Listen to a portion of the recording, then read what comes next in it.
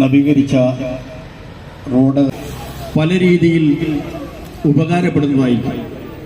കാരണം ഈ അടുത്ത ദിവസം തന്നെ MLA ആ മുട്ടൻ ജംഗ്ഷൻ്റെ ഭാഗത്ത് വന്ന് കണ്ട് അവിടെ റോഡ് സൈഡിൽ ഇരിക്കുന്ന കടകളെ അതിൻ്റെ ഉടമസ്ഥതയിലുള്ള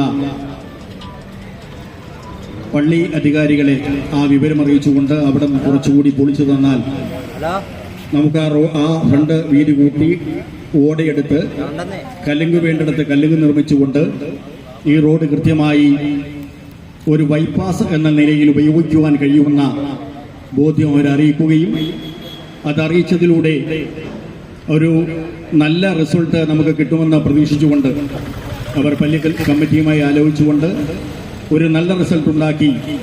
അത് ഈരാറ്റുപേട്ടയുടെ മുഖച്ഛായ ഈ റോഡ് കൃത്യമായി ആ നിലയിൽ ടാർ ചെയ്ത് റോഡ് പൂർത്തിയാക്കി കല്ലുകൊക്കെ നിർമ്മിച്ചുകൊണ്ട് കുറെ കൂടി ഭംഗിയായ രീതിയിൽ വീതി കൂട്ടി റോഡിൻ്റെ കയറ്റം കുറച്ചുകൊണ്ട് വന്നാൽ ഈ റോഡ് നമുക്ക് ഒരു ബൈപ്പാസാക്കി തന്നെ ഉപയോഗിക്കാവുന്ന രീതിയിൽ വടക്കേക്കര ചുറ്റിപ്പോകാതെ നമുക്ക് പെട്ടെന്ന് മുട്ടൻ ജംഗ്ഷനിലേക്ക് ചെല്ലാവുന്ന രീതിയിലേക്ക് ആക്കിയെടുക്കുവാൻ ഒരു തീരുമാനം ഉണ്ടാക്കിയിട്ടുണ്ട്.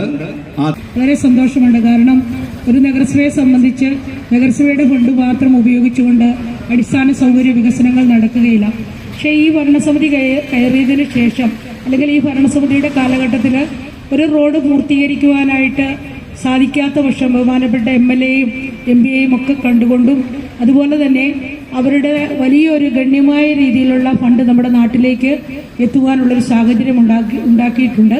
കാരണം MLAയുടെ വർക്ക് കൊണ്ട് അല്ലെങ്കിൽ അദ്ദേഹം നൽകുന്ന ഒരു 55-60 ലക്ഷം രൂപ കൊണ്ട് ഒരു വർക്ക് പൂർത്തീകരിക്കാൻ പറ്റിയില്ലാത്ത സാഹചര്യത്തിൽ നഗരസഭയുടെ ഫണ്ട് അതിലേക്ക് ചെലവഴിക്കുന്നു. അതുപോലെ തന്നെ തിരിച്ചും അങ്ങനെ സംയോജിത പ്രോജക്റ്റ് പോലെ നടപ്പിലാക്കിക്കൊണ്ടുള്ള പൊതു പ്രോജക്റ്റുകൾ, പൊതു റോഡുകൾ ധാരാളം ഈ കാലയളവിലൊക്കെ നമുക്ക് ചെയ്ത് മുന്നേറി മെച്ചപ്പെട്ട രീതിയിൽ സഞ്ചാര സ്വാതന്ത്ര്യം ഏറ്റവും അർഹമായ രീതിയിൽ തന്നെ നമുക്ക് പൊതുജനങ്ങൾക്ക് നൽകുവാൻ സാധിച്ചു. അതുപോലെ തന്നെ ധാരാളം വികസന പ്രവർത്തനങ്ങൾ നടത്തുന്നതോടൊപ്പം മുൻപ് സൂചിപ്പിച്ചതുപോലെ തന്നെ എല്ലാ ജനപ്രതിനിധികളുടെയും കൂട്ടായ ഉത്തരവാദിത്തോടും സഹായത്തോടും സഹകരണത്തോടും കൂടി നാട്ടിലെ വികസന ക്ഷേമ പ്രവർത്തനങ്ങളിലേക്ക് നമുക്ക് കൂടുതൽ ഉണർവ് പകർത്തിക്കൊണ്ട് മുന്നേറുവാൻ സാധിച്ചു. ഇപ്പോൾ നമുക്ക് ഇപ്പോൾ മുൻപ് സൂചിപ്പിച്ച പോലെ സ്വാഗത പ്രാസംഗികൻ പറഞ്ഞതുപോലെ തന്നെ കടുവാമഴിയെ ബന്ധിപ്പിക്കുന്ന ഈ റോഡ് ബൈപ്പാസ് റോഡായിട്ട് നമുക്ക് ഉപയോഗിച്ചാൽ ഇപ്പോൾ നമ്മുടെ ട്രാഫിക് പരിഷ്കരണമൊക്കെ നടപ്പിലാക്കി കഴിഞ്ഞു. അതിൻ്റെ ഭാഗമായിട്ടൊക്കെ നമുക്ക് ഈ റോഡ് കൂടുതൽ നമുക്ക് മെച്ചപ്പെട്ട രീതിയിൽ ഉപയോഗപ്പെടുത്താമെന്നാണ് തീർച്ചയായിട്ടും നമ്മളെല്ലാവരും നോക്കിക്കാണുന്നത്. അപ്പോൾ ഇതുമായിട്ടൊക്കെ ബന്ധപ്പെട്ട കടുവാമഴി എന്ന് പറയുന്ന പ്രദേശത്തേക്ക് ഇനിയും ധാരാളം വികസനങ്ങൾ എത്തുന്നുണ്ട്. അതിൻ്റെയൊക്കെ ഭാഗമായിട്ട് ചുക്കാൻ പിടിക്കാൻ ബഹുമാനപ്പെട്ട MLAയ്ക്കും നഗരസഭ ചെയർപേഴ്സൺ ഞാൻ ഉൾപ്പെടുന്ന ഭരണസമിതിക്കും എല്ലാം കഴിഞ്ഞിട്ടുണ്ട്. അപ്പം ഇതെല്ലാം ജനങ്ങളുടെ പൂർണ്ണമായ സഹകരണം പ്രതീക്ഷിച്ചുകൊണ്ട് കൂടുതലായിട്ടൊന്നും ഈ വൈകിയ വേളയിൽ പറയുന്നില്ല. എല്ലാവിധ ആശംസകളും. വലിയ ഫലം ഉളവാക്കാം എന്നുള്ളതിന്റെ ഒരു വലിയ ഉദാഹരണമാണ് ഈരാറ്റുപേട്ട മുട്ടൻകവല വടക്കേക്കര അഥവാ മുക്കട ബൈപ്പാസിന്റെ പുനരുദ്ധാരണം. ഏതാണ്ട് ഈരാറ്റുപേട്ട നഗരത്തോളം പഴക്കമുള്ള ഒരു റോഡാണ് ഈ മുക്കട ബൈപ്പാസ്. പക്ഷേ നിർഭാഗ്യവശാൽ കഴിഞ്ഞ ഏതാണ്ട് 1/4 നൂറ്റാണ്ടായി കാര്യമായ വാഹന ഗതാഗതത്തിന് ഉപയോഗിക്കാതെ ഈ റോഡ് ഉപേക്ഷിക്കപ്പെട്ട നിലയിൽ, ഈ റോഡ് അങ്ങേയറ്റം തള്ളിക്കളഞ്ഞ നിലയിലുള്ള ഒരു സ്ഥിതിയായി. നഗരത്തിന്റെ വികസനവുമായി വിവിധ കാര്യങ്ങൾ പരിശോധിച്ച കൂട്ടത്തിൽ ഇപ്രകാരം ഒരു ബൈപ്പാസ് റോഡ് പൊതു ഉടമസ്ഥതയിൽ, പൊതുമരാമത്ത് വകുപ്പിന്റെ ഉടമസ്ഥതയിൽ ഉണ്ട് എന്നും ആ റോഡ് വേണ്ട വിധത്തിൽ ഉപയോഗിക്കപ്പെടുന്നില്ല എന്നും മനസ്സിലാക്കിയതിനെ തുടർന്ന് ഈ പ്രദേശത്ത് ചില നിവേദനങ്ങളും ഒക്കെ കിട്ടിയതിനെ തുടർന്ന് വാർഡ് മെമ്പർമാരും ഒക്കെ ശ്രദ്ധയിൽപ്പെട്ടതിനെ തുടർന്നാണ് ഈ റോഡ് പുനരുദ്ധരിക്കാൻ ഞാൻ സംസ്ഥാന പൊതുമരാമത്ത് വകുപ്പിന് നിർദ്ദേശം നൽകിയത്.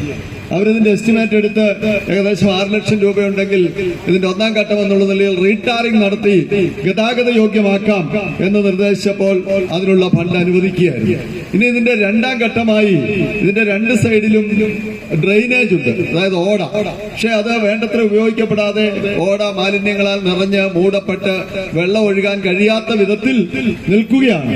അതുപോലെ തന്നെ ഇത് മുട്ടൻകവല ജംഗ്ഷനിൽ ചെന്ന് ചേരുന്ന സ്ഥലത്ത് ചെറിയ അസൗകര്യങ്ങളും അതുപോലെ ചില കെട്ടിടങ്ങളോടനുബന്ധിച്ച് അല്പം പ്രൊജക്ട് ചെയ്ത ഭാഗങ്ങളൊക്കെ റോഡിലേക്ക് വന്നിട്ടുണ്ട്.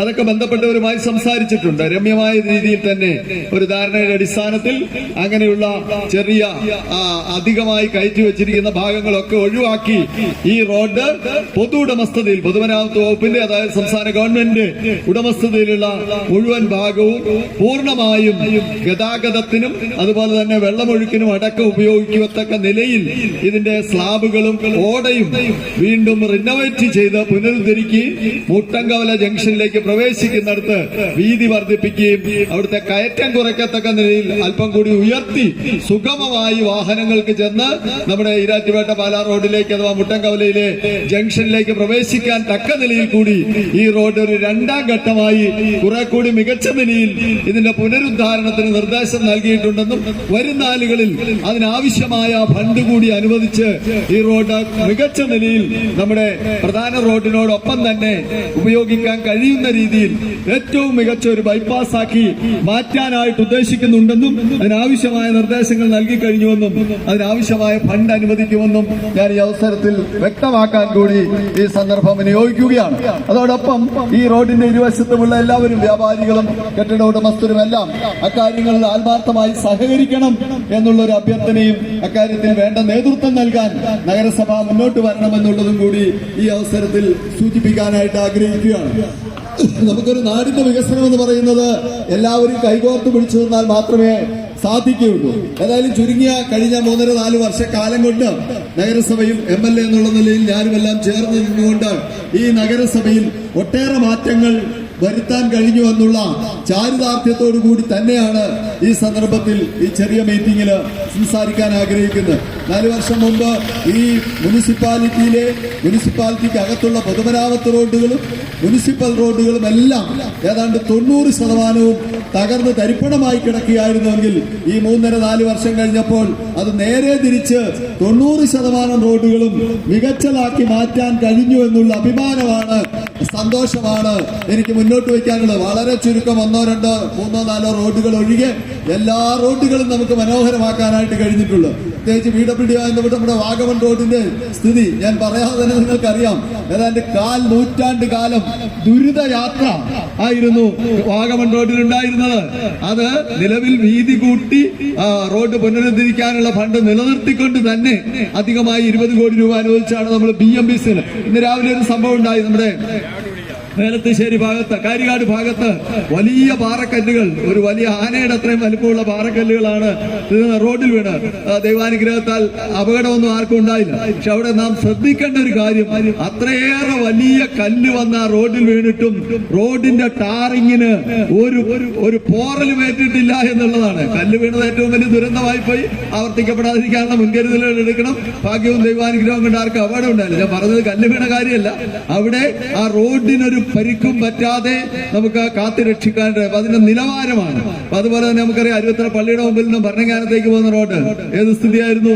ഇപ്പൊ നമ്മളത് BMBC ആക്കി. ഇവിടെ തൊട്ടപ്പുറത്തെ കടുവാമണി ജംഗ്ഷനിൽ നമുക്കറിയാം കാലങ്ങളായി വെള്ളക്കെട്ട് കൊണ്ട് മഴക്കാലത്ത് അങ്ങോട്ട് പോകാൻ കഴിയില്ല. വെട്ടെടുത്തോടത്തെ നൂർ മസ്ജിദിന്റെ മുന്നിലൊക്കെ വെള്ളക്കെട്ട് കാരണം ആളുകൾക്ക് നോമ്പ് കാലത്ത് വന്ന് നിസ്കരിക്കാൻ പോലും പറ്റാത്ത സ്ഥിതി ഉണ്ടായിരുന്നു. അവിടെ നിന്ന് കിട്ടിയ നിവേദനത്തിന്റെ ഒക്കെ വെളിച്ചത്തിൽ 20 ലക്ഷം രൂപ അനുവദിച്ചാണ് അവിടെ നമുക്ക് ഭംഗിയാക്കാൻ കഴിഞ്ഞു. ഈ നഗരസഭാ അതിർത്തിയിലുള്ള ഓടകൾ മുഴുവൻ ഞാൻ MLA ആയപ്പോൾ ആദ്യം ചെയ്തൊരു കാര്യം അതാ.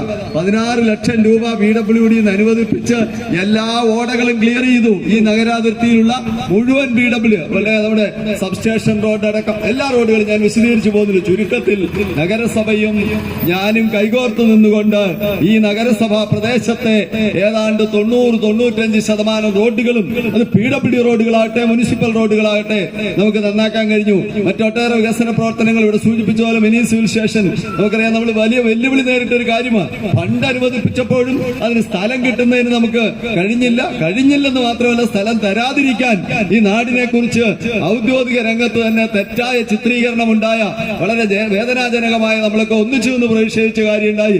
എന്താണെങ്കിലും ശരി, അതിന്റെ ഒക്കെ അവസാനം നമുക്ക് പോലീസ് ഡിപ്പാർട്ട്മെന്റിൽ നിന്ന് തന്നെ 50 സെന്റ് സ്ഥലം പിടിച്ചു വാങ്ങിക്കാൻ, ഞാൻ അങ്ങനെ പറയാൻ ആഗ്രഹിക്കുന്നത്, പിടിച്ചു വാങ്ങിക്കുകയായിരുന്നു. ആ നിലയിൽ വാങ്ങിയെടുക്കാൻ കഴിഞ്ഞു. കഴിഞ്ഞു. ഏതാനും നാളുകൾക്കപ്പുറം, നാളുകൾ എന്ന് പറഞ്ഞാൽ ദിവസങ്ങളല്ല കേട്ടോ, ചിലപ്പോൾ ആഴ്ചകളും 1-2 മാസം വരെ എടുത്തേക്കാം. ഏതായാലും സമീപ നാളിൽ തന്നെ അതിന്റെ കല്ലിടിയിൽ അടക്കമുള്ള തുടർ പ്രവർത്തനങ്ങൾക്ക് വേണ്ടി ദ്രുതഗതിയിൽ അതിന്റെ നടപടിക്രമങ്ങൾ മുന്നോട്ട് പോവുകയാണെന്നും ഭാവിയിൽ ഈരാറ്റുപേട്ടയ്ക്ക് ഒരു മിനി സിവിൽ സ്റ്റേഷൻ തലയുയർത്തി നിൽക്കുമെന്ന് അഭിമാനത്തോടെ അറിയിക്കാൻ ആഗ്രഹിക്കുക.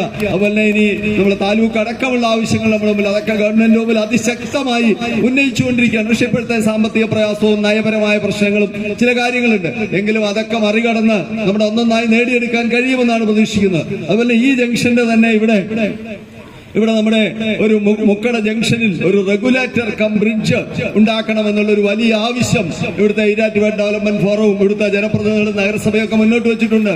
അതിന്റെ പഠനം നടത്താൻ ഇറിഗേഷൻ ഡിപ്പാർട്ട്മെന്റ് നിർദ്ദേശം കൊടുത്തിട്ടുണ്ട്. ഇൻവെസ്റ്റിഗേഷൻ AS കിട്ടിയിട്ടുണ്ട്. അത് പ്രകാരമുള്ള ഇൻവെസ്റ്റിഗേഷൻ നടക്കുന്നുണ്ട്. അതിന്റെ സർവേയും പ്ലാനും എസ്റ്റിമേറ്റും ഒക്കെ വരുന്ന മുറയ്ക്ക് ഇതൊക്കെ കുറച്ച് സമയമെടുക്കും. എങ്കിലും സ്ഥലലഭ്യത കൂടി ഉറപ്പു വന്നാൽ ഈ ജംഗ്ഷനിൽ, ഈ വേദിക്ക് തൊട്ടടുത്ത് തന്നെ ഒരു പുതിയ ബ്രിഡ്ജ്, അതുപോലെ തന്നെ നമുക്ക് ജലസംഭരണം ഉറപ്പുവരുത്താൻ കഴിയുന്ന ഒരു ജലസ്രോതസ് കൂടി ഇവിടെ ഉണ്ടാകാൻ പോവുകയാണ് എന്നുള്ള കാര്യം, ഭാവിയിൽ ഉണ്ടാകാൻ പോവുകയാണ് എന്നുള്ളത് സൂചിപ്പിക്കാൻ ആഗ്രഹിക്കുകയാണ്. അതുപോലെ തന്നെ നമ്മുടെ കാരക്കാട് ഇളപ്പുങ്കൽ ഭാഗത്ത് ഒരു പുതിയ പാലം നിർമ്മിക്കുന്നതിനുള്ള നടപടികൾക്ക് തുടക്കം കുറിച്ചു കഴിഞ്ഞു. നമ്മുടെ തൊടുപുഴ ഈരാറ്റുപേട്ട റോഡിൽ നിന്നും നമ്മുടെ അജ്മീരുടെ ഒക്കെ ഭാഗത്ത് ആയിട്ട് ഒരു പാലം കാരക്കാട് ഇളപ്പുങ്കൽ ഭാഗത്തേക്കുള്ള പ്രാഥമിക അനുമതി ലഭിച്ചു. അതിന് ഇൻവെസ്റ്റിഗേഷൻ വേണ്ടി 5,34,000 രൂപ അനുവദിച്ചു. അതിന് ഇൻവെസ്റ്റിഗേഷൻ നടപടികൾ നടക്കുകയാണ്. നാളെയും അതിന്റെ സർവേ നടപടികളുമായി ഉദ്യോഗസ്ഥന്മാർ രാവിലെ വരുന്നുണ്ട്. അതിന് ഭാവിയിൽ അവിടെ ഒരു പുതിയ പാലം കൂടി നിർമ്മിക്കാൻ ആഗ്രഹിക്കുകയാണ്. ഇതടക്കം മറ്റൊട്ടേറെ കാര്യങ്ങളുണ്ട്. പക്ഷെ ഇനിയിപ്പോ കാലാവധി എല്ലാത്തിനും കുറവാണ്. നഗരസഭയുടെ കാലാവധി തീരാറായി, MLA എന്നുള്ള നിലയിലും എന്റെ ടൈമും കാലം തീരാറായി. അപ്പൊ തീർച്ചയായിട്ടും ഈ കാര്യങ്ങളൊക്കെ ഉള്ളപ്പോഴും ദീർഘവീക്ഷണത്തോടുകൂടി ഭാവിയെ മുന്നിൽ കണ്ടുകൊണ്ട് നമ്മുടെ നാടിന്റെ സമഗ്രമായ വികസനം ഉറപ്പുവരുത്താൻ ആവശ്യമായ നിരവധി പ്രവർത്തനങ്ങൾക്ക് തുടക്കം കുറിക്കാൻ കഴിഞ്ഞു. ഞാൻ അഭിമാനത്തോടെ കാര്യം സൂചിപ്പിക്കുന്നു. ഈരാറ്റുപേട്ടയ്ക്കും പൂഞ്ഞാറിനും കഴിഞ്ഞ 3 പതിറ്റാണ്ടിൽ വികസന രംഗത്ത് ഒരുപാട് നഷ്ടങ്ങൾ സംഭവിച്ചുവെങ്കിൽ ചുരുങ്ങിയ കാലത്തിനുള്ളിൽ ആ നഷ്ടങ്ങൾ വളരെ പരിഹരിക്കാനും ഭാവിയെ മുന്നിൽ കണ്ടുകൊണ്ടുള്ള ഒട്ടേറെ പദ്ധതികൾക്ക് തുടക്കം കുറിക്കാനും കഴിഞ്ഞിട്ടുണ്ട് എന്ന് ഈ പ്രദേശത്തെ ജനങ്ങളെ സാക്ഷി നിർത്തിക്കൊണ്ട്, ജനപ്രതിനിധികളെ സാക്ഷി നിർത്തിക്കൊണ്ട് സൂചിപ്പിക്കാനായിട്ട് ആഗ്രഹിക്കുകയാണ്. ഒരു ചെറിയ യോഗം എന്നുള്ള നിലയിൽ മറ്റ് ദീർഘമായ കാര്യങ്ങളിലേക്ക് ഒന്നും പോകുന്നില്ല. നമുക്ക് എല്ലാവർക്കും ഒത്തൊരുമിച്ച് നിന്നുകൊണ്ട് നമ്മുടെ നാടിന്റെ സമഗ്രവും സർവ്വതോന്മുഖമായ പുരോഗതി ഉറപ്പുവരുത്താനായിട്ട് കൈകോർത്ത് പിടിച്ച് മുന്നോട്ട് കൊണ്ടുപോകാം. അതിനൊക്കെ ഊർജം പകരുന്നതും പ്രചോദനം നൽകുന്നതും ദിശാബോധം നൽകുന്നതുമാവട്ടെ ഈ പതിറ്റാണ്ടുകളായി അവഗണിക്കപ്പെട്ട് കിടന്നിരുന്ന, പുറന്തള്ളപ്പെട്ട് കിടന്നിരുന്ന ഈ മുക്കട റോഡ് ഓപ്പൺ ചെയ്യാൻ കഴിഞ്ഞത്.